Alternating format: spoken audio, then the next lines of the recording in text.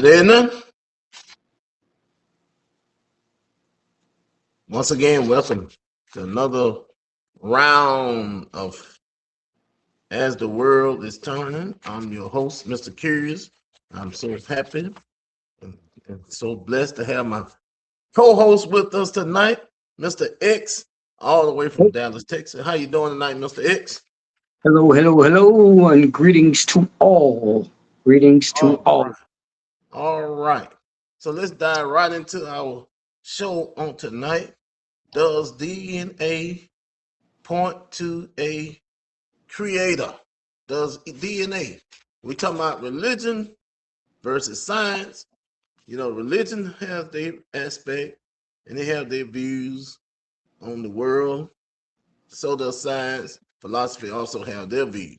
But we're diving into and we're exploring one of the most fascinating questions in science, philosophy, and faith. Does DNA point to a creator? Or can it be fully explained? DNA, can it be fully explained through evolution and natural process? So first of all, tonight, uh, Mr. X, let's define DNA. Okay. DNA. Let us define DNA according to scientists and geneticists. DNA and the uh, the academic word for it, and I'm hoping I'm pronouncing this right, Yes. is deoxyribonucleic acid, Yes. spelt DEOXYRIBONUCLEIC.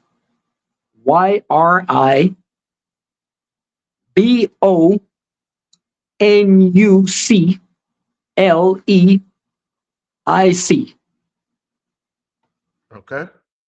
That is the scientific word for the acronym DNA. And what it is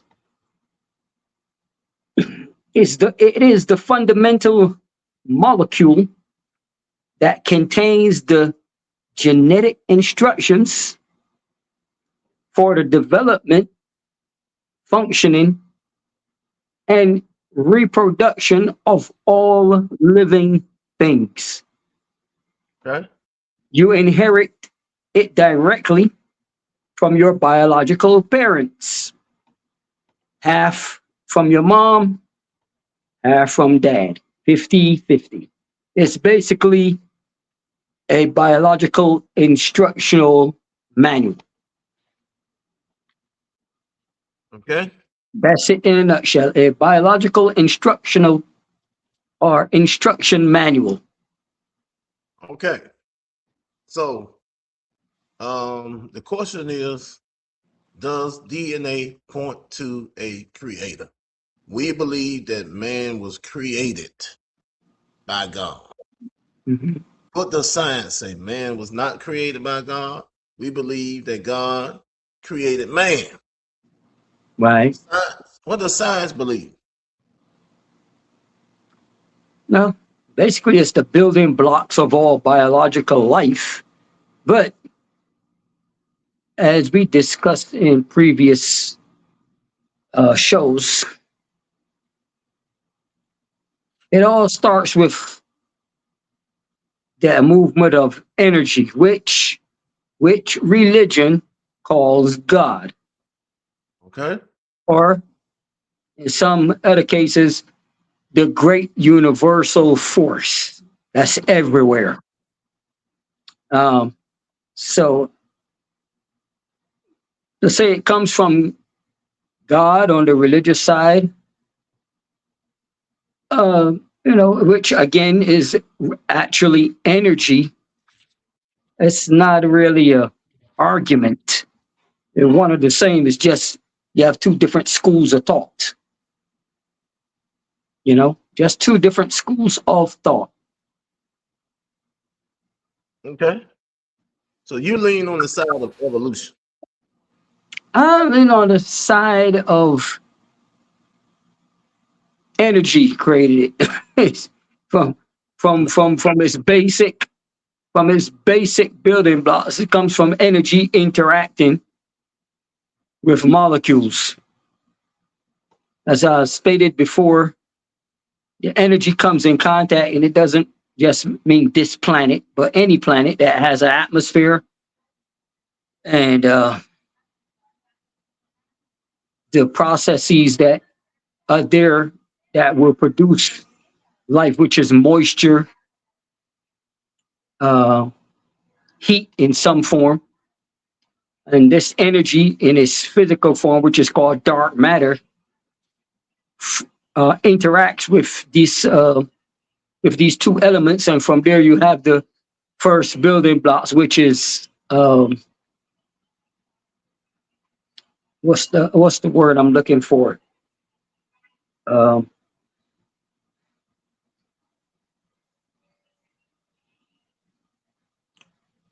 kind of stuck here, but basically is the first early building blocks, which are bacteria. That energy or that dark matter mixing with the moisture and the atmosphere and the heat produces the first thing, bacteria. The bacteria is the first thing that forms these initial building blocks of what you call biological life. If you want to call it, if you want to call that dark matter God, have at it. But I call it what it actually is, and scientifically, which is dark matter, which comes from dark energy, which is all over the universe. It's everywhere. And again, that's what religion says God is. God is everywhere. It's just a different school of thought from two different schools of you know, from two different schools of thought. Again, religion and science. Okay, let me ask you a question then, Mr. X. Before evolution could occur, did not living cells exist? For evolution. Well, yeah. Before evolution. No, they couldn't have been cells until there's the interaction with the dark matter and the atmosphere and the elements in the atmosphere. Before that, there's no living matter. This first, and then that creates bacteria. That's where living matter comes from. Starts with bacteria first. So before that, there's no such thing as living matter. Okay, so how did non-living matter become living matter? How did non-living matter become living matter? Well, again, starts with bacteria first. Then when the bacteria over millions of years becomes more sophisticated, it starts to form into single cell creatures. That's your first living matter right there. When it forms into single cell creatures, again, through the processes of the energy or the dark matter mixing and interacting with the atmosphere, with moisture, air particles and molecules. That's what causes that. But before any of that happens, you first have to have that first interaction with the dark matter coming in contact with the elements of the atmosphere, then bacteria being formed. So you could say bacteria is a primordial living matter, because that's going to eventually form into single cell creatures, and then they're going to, over again millions and millions of years, become more sophisticated because of their environment and become multi-cell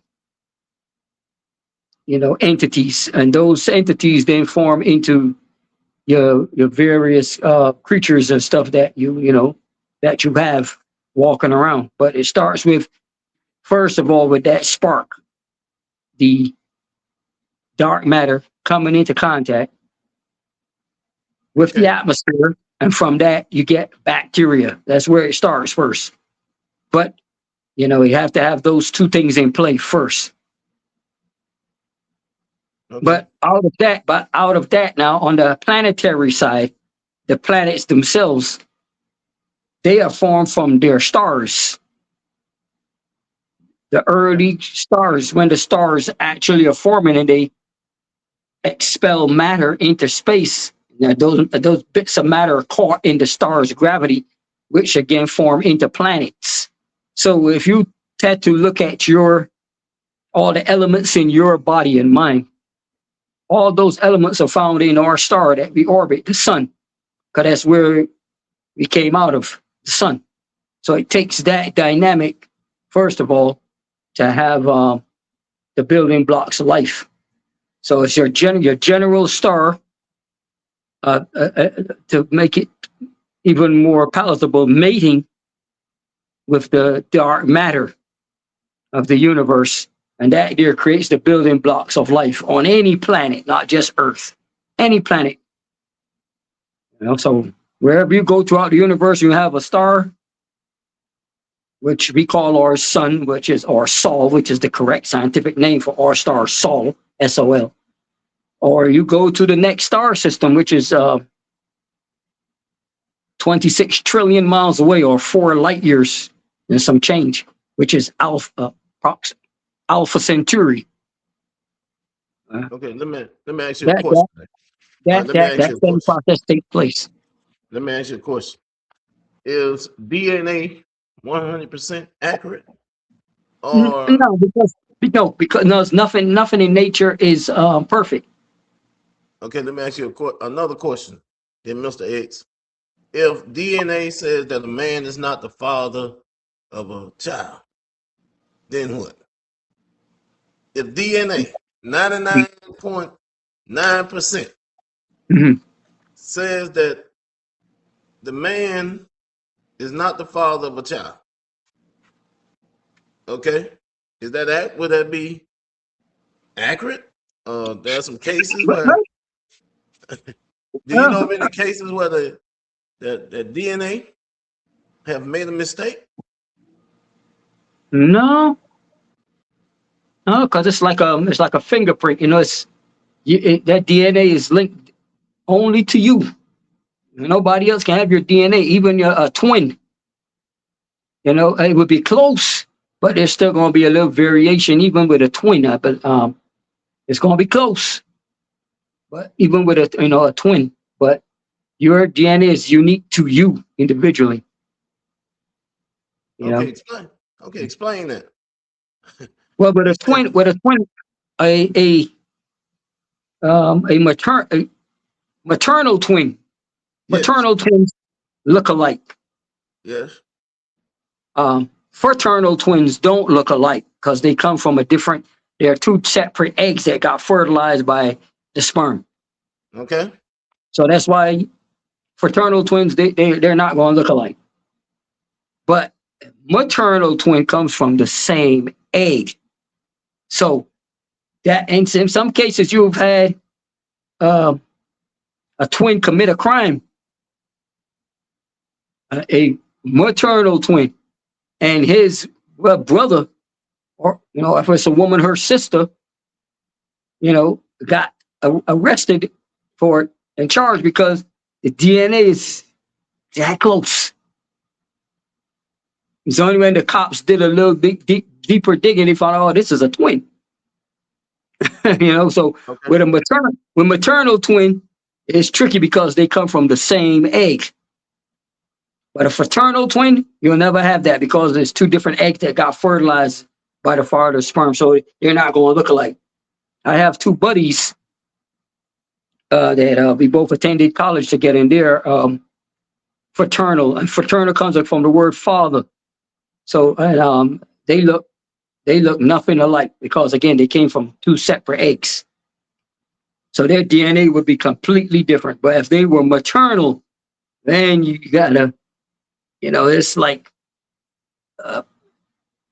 infinitesimal differences. Or it's probably even might be the same. I'm not a doctor, but I would consult with a geneticist on maternal twins. Might be, it's probably the same because they come from the same egg. Okay. But in either case, the DNA from the father is gonna say if he's the dad or not. You know, It will say it.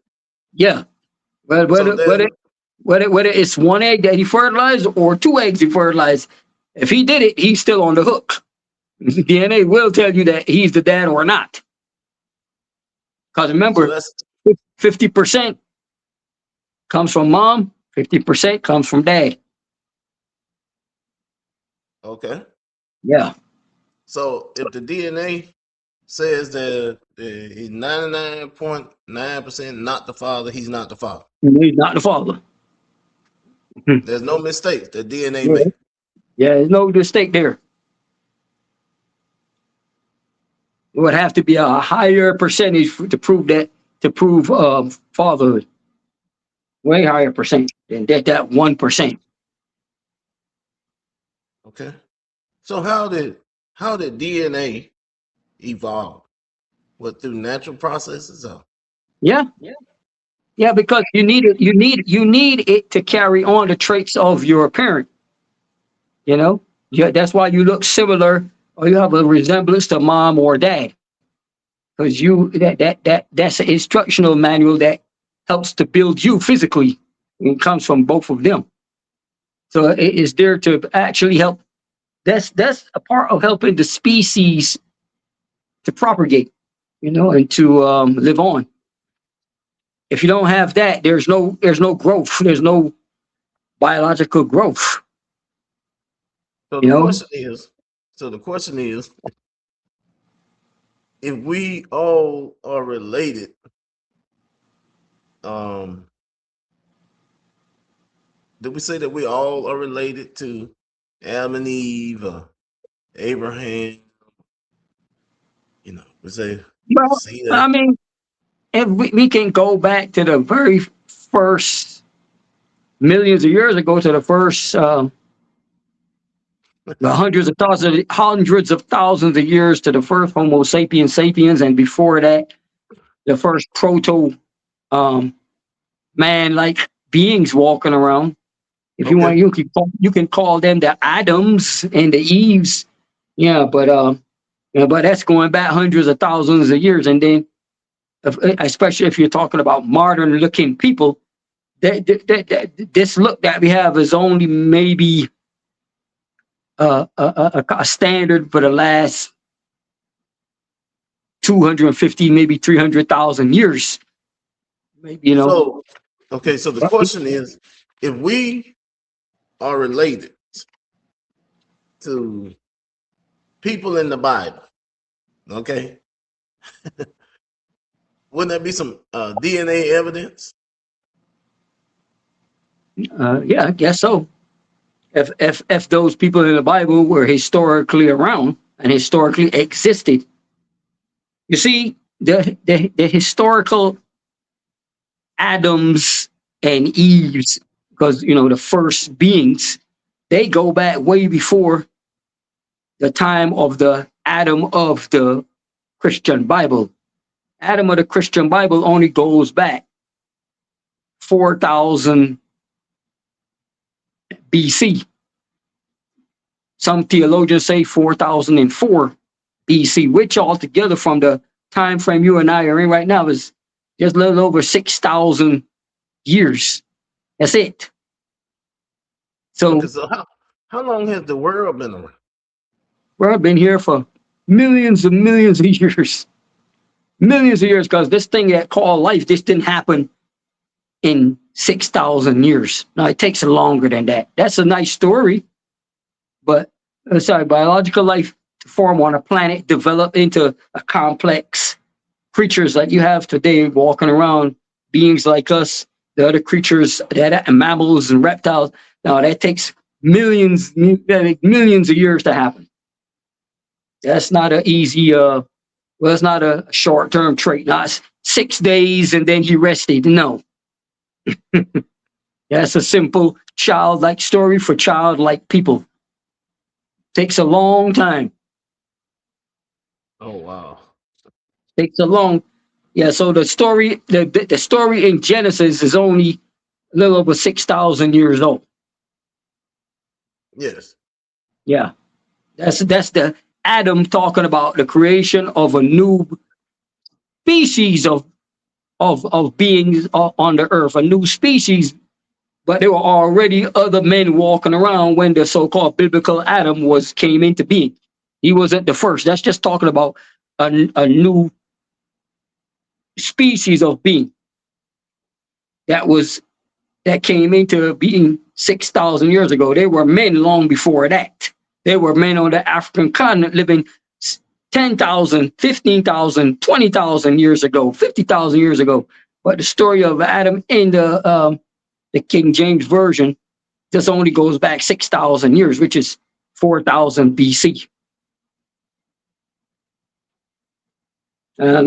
So that was just, and that story of Adam in the Bible, it's not talking about just two people. It's talking about a collective of people. When they say Adam or Adamic, that's a plural verb. It means more than one, not just one man, one woman. It's talking about a collective of people that came into being. It's not talking about just two people. So that's why you say the Adamic race or the Adamites. It's not two, it's more than, there's many of them. And it only goes back to 6,000 years ago. And if you want to check on the chronological time of how long ago this Adam existed, all you have to do is add the birth or the birth record or the birth date of Adam and all of his progeny, his descendants, all the way up until the New Testament. Just add the years of how long they lived, all of them. And you're going to come up to a date of around 4,000 years. But then once you add the last 2,026 years, which we're in, that'll give you altogether about 6,026 years. That's it. It's not a long time, but the being that you see walking around that's melanated that we call Negroid or black, the oldest I'm saying so far that they have found, because the deeper archaeologists dig, they'll find even more fossils. The oldest they've found is on the continent of Africa, and it's over 17 million years old. So DNA invites us all to ask the bigger questions. Why does life exist? Where do we come from? And is there a purpose behind it all? Why does, I mean, you saying it's a mystery, but can DNA answer that question for us? Why does life exist? I don't know, because science always changes. You know, it always changes. Okay, what does scientists believe? What do they believe? Why do we even exist? Where we come from? Why did the world exist in the first place? Can we answer that? We've been searching. On the religious side, they answer it, but on the science side, I haven't heard the answer. I mean, what does the religious side say that why we exist? To worship God, or what does the religious side say? I want to know. That's what they believe. That's what they believe. The religious side believes that God created us for His glory. That man can receive His glory. That's the religious side. Right. Okay, now science says something different. Or do science even have an answer? But religious side do have an answer. It says that man was created so that we can receive His glory. Okay. Well, I mean, but what does science say?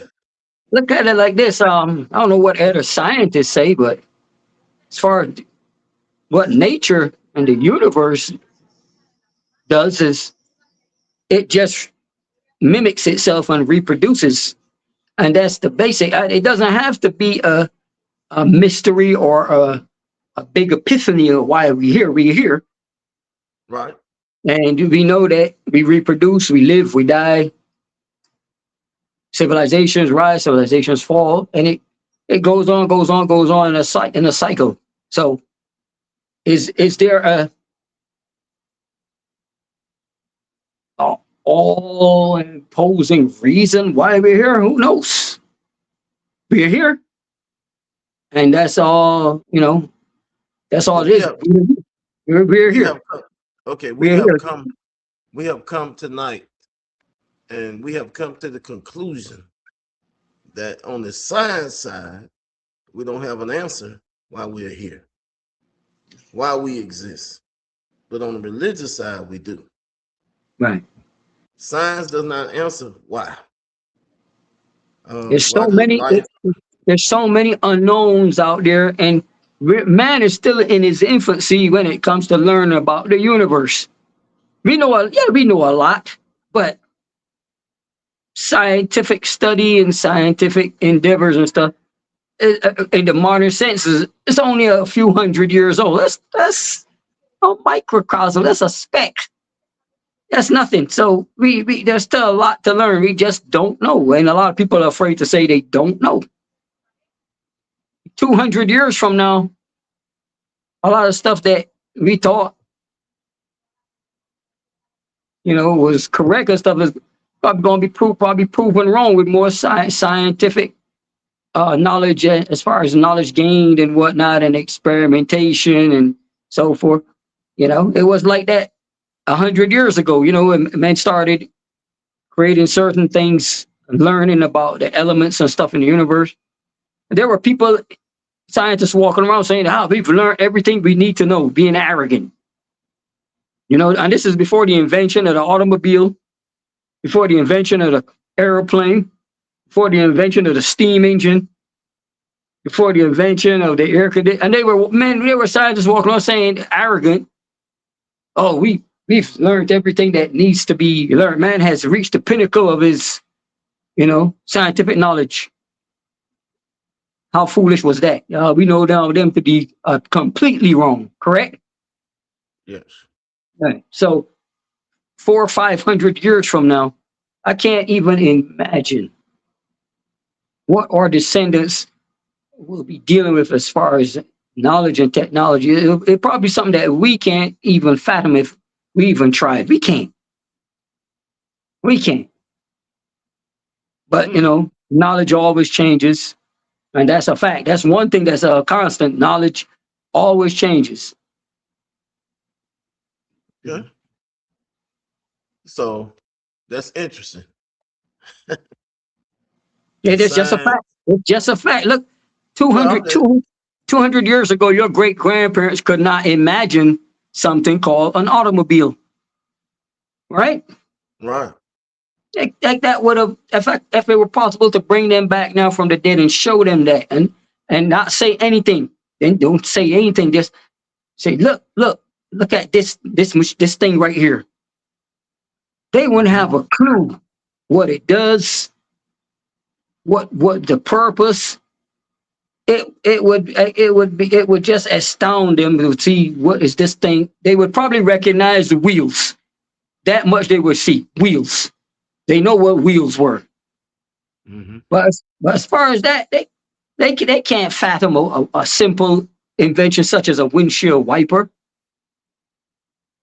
windshield washer fluid. And those are just the basics of an automobile. They wouldn't even know what to make of that. They would be completely being shocked. Okay. But to us, it's a common day thing, because we're born into technology and we've seen it. We've seen it develop from earlier models to the models we have now. But can imagine, or bring a man from 1,000 years ago, he would probably go insane seeing the things we have. Yeah. Best that he had was a donkey and a cart Mm. and a plow. He couldn't imagine. He could not imagine a mechanized tractor. that would be beyond him. Okay, I have another question here. How did information-rich DNA arise without intelligence? How did How, DNA how does DNA? arise without intelligence? How do you, looking at it from the scientific point of view, okay, From what how did it scientists say, arise? from Huh? what scientists say that DNA carries, uh, it carries like uh, uh, I guess for all sense and purposes, of memories from your parent, and that transforms to you as a survival factor. It's how you instinctively know how to blink, or how to move away from heat, how to cover up from cold. So all comes from a survival for the species, the organism itself to survive. So those traits are passed on as a um, Well, okay. survival. Well, how far does it go back? Goes back to to millions of years ago, to the very first beings walking around that we call men. It's all a survival from a standpoint of survival, and the So I DNA can, carries them so I can trace my ancestors all the way back to 1,000,000 years ago. millions of years ago. Matter of fact, the oldest mitochondrial DNA for people walking around today goes back to about, they can trace it back to a being that walked around on the African continent. They said they found the fossils of this being, and it was a female in southern East Africa, close to a place called the Great Lakes region. If I'm not mistaken, it's called Alduvai Gorge. And they found this here. I think the scientist's name that found it was a gentleman by the name of Louis Leakey. He was a very well respected and noted archaeologist. And his son came along later on, Richard, and found even older fossils. But they said that we can all trace our DNA back to this fossil of this female that lived about 3 million years ago. And they called her, the European scientists call her Lucy. The African scientists call her Ignish. And they say that from her skeletal remains, she was a very diminutive creature. She was about maybe no more than 2.5, 3 feet tall. Mm-hmm. Had a brain. And she walked upright. Her vertebra shows that she walked upright. She didn't walk around like a monkey or an ape. She wasn't an ape. She, of course, didn't look like you and I. She looked a little different because of conditions on the planet back then were different, pressure, atmosphere, whatnot. But she walked around. She ate. She felt probably fear, anxiety. You know, uh, hope. She had a brain, but it wasn't as developed as ours. But we have now. But she had those basics that and but she walked around. And you see, she probably was a tool maker, and of course, she had parents. Like I said, Louis Leakey's son Richard came along and found even older fossils of men and women. And European scientists were a lot of European scientists back then didn't want to admit that first men came out of the continent of Africa. They were mad at Leakey for putting it out there. There was a joke going around academia back there saying, "Oh man, Leakey leaked it out. He leaked out the secret." You know, but the first thinking beings and creatures originated on the African continent. Okay. But they called her Lucy. So anybody who's watching this, look it up. Look up Lucy. And all our DNA, and that's 3 million, over 3 million years. 3 million, 2.5 to 3 million years ago, where they found, yeah. So DNA goes back pretty far. Okay. All right. So in our conclusion on tonight, we still was searching, and we just have to come up with the word and say we don't know. Yeah, some people just are afraid to say that, they put pride, but scientists are not, a true scientist is not afraid to say, I don't know. If you don't know, you don't know. Because you can never know. The universe is too vast. You'll never know everything and all never. Even 1,000 years from now, when we are more advanced than what we are now, we'll have technology that makes today technology look like, it looks Okay. like toys play. They still won't know everything 1,000 years from now. Okay.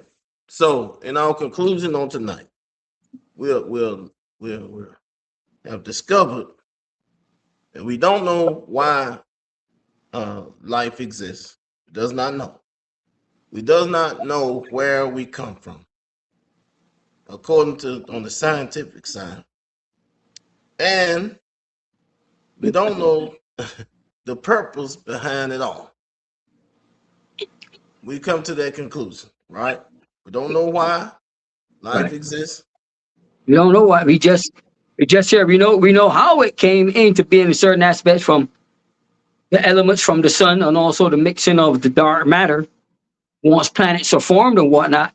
We know how, but it just happened.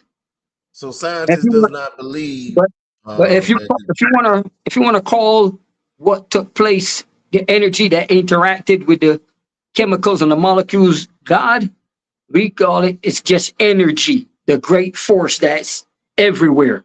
Religion calls that God. Right. That's it. So the DNA does not point us to a creator. Have we come to Well, that I can tell conclusion? you, the creator is energy.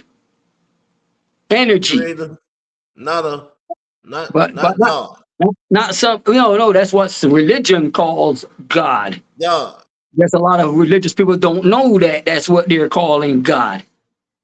But it's not the comic book, long hair, bearded, white, blonde hair, blue eyed white man sitting up on a throne up in some place called heaven looking like Kenny Rogers or Willie Nelson.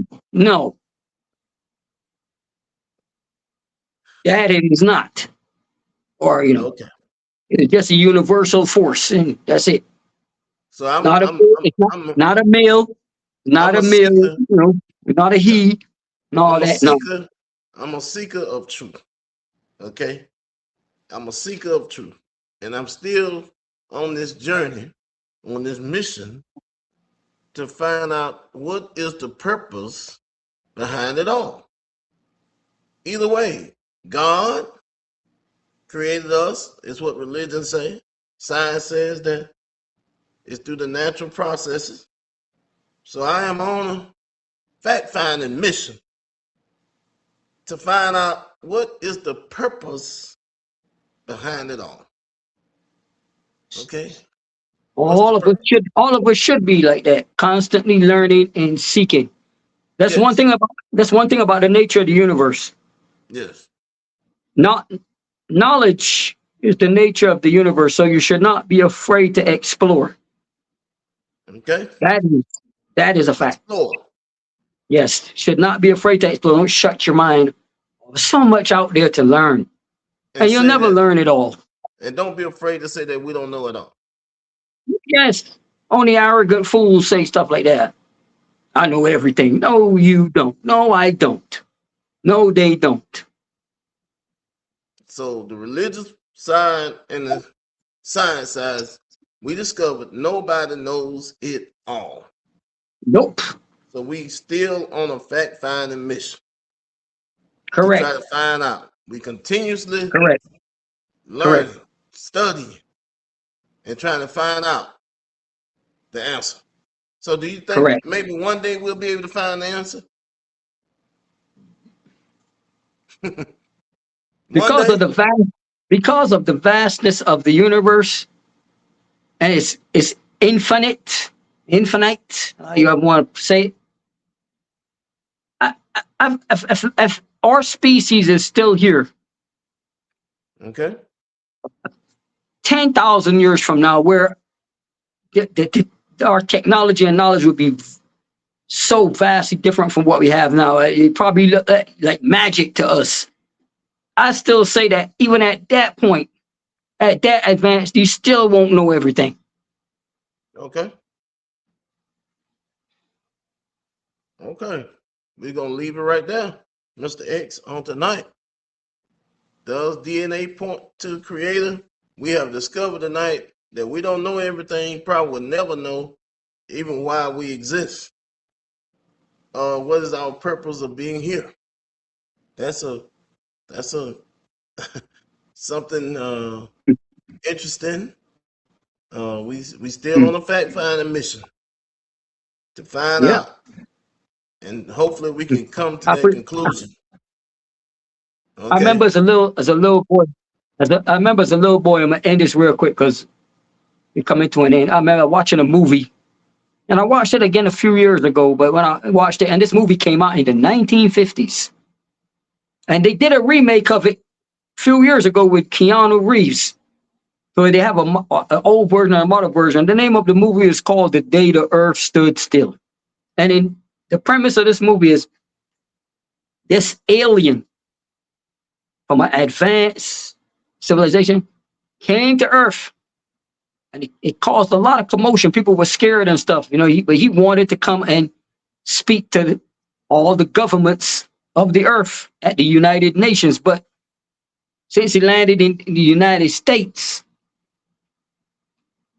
he was prohibited, you know, and they didn't want him. They just wanted him to speak to their president and them, you know. But he said, I've come here to warn you that your activities have brought our attention to this planet, meaning the pollution and all the stuff that was going on, and said that if we don't change, you know, basically they were given an edict to destroy us, not the planet.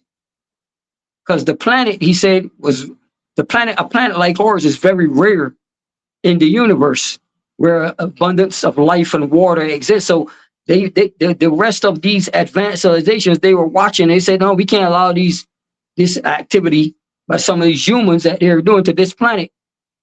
And they were asking, I think the question was asking about him, was does his civilization, did they believe in God like humans and mankind does? And he said, I think it was in the first movie, he said, we call it the Great Force or the Great Spirit. I'm not trying to remember exactly, but he said either the Great Force or the Great Spirit.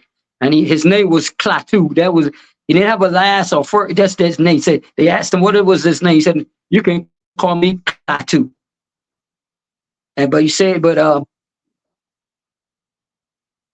you know, y'all have to change, or we're going to change it for you. You're not going to like it, but the animals and the trees and stuff are going to survive. But man, we're going to have a reckoning with you. It's a good movie. I think you should watch both of them. The old version that came out in the 50s, and the newer version with Keanu Reeves. It's a good movie. It's called The Day the Earth Stood Still. But just saying, you know, he came from an advanced civilization. And even in the movie, they had a concept of a force in the universe. He didn't say God, though. He said a great force or the great spirit or something like that. Okay. That's just our term for it. But okay, you have millions of advanced civilizations out there. You shouldn't expect them to have the same words and stuff like us. That would be foolish. Yes. Yeah. Okay. Well, thank you so much. You're welcome, Mr. X. So the question remains, do you believe DNA points to a creator? So we ask you out there to let us know what you think. Until next time, we're going to keep seeking. We're going to keep searching for the truth. Okay? We got to keep on working. And one day, I do believe, I don't know if it's going to be in my lifetime or your lifetime, but I do believe we will be able to discover the questions that we have for tonight. Why does life exist? And where do we really come from? And what is the purpose behind it all? We're going to keep searching. Okay, thank you tonight. Let us not forget to like, share, and subscribe. Mr. X, thank you for joining us. We'd like to thank everyone for tuning in on tonight. Until next time, blessings and peace. As we have seen today, the conversation between religion and science isn't as simple as right versus wrong, belief versus proof. It's deeper than that. Can science and religion coexist, or are they always in conflict? Drop your thoughts in the comments. We read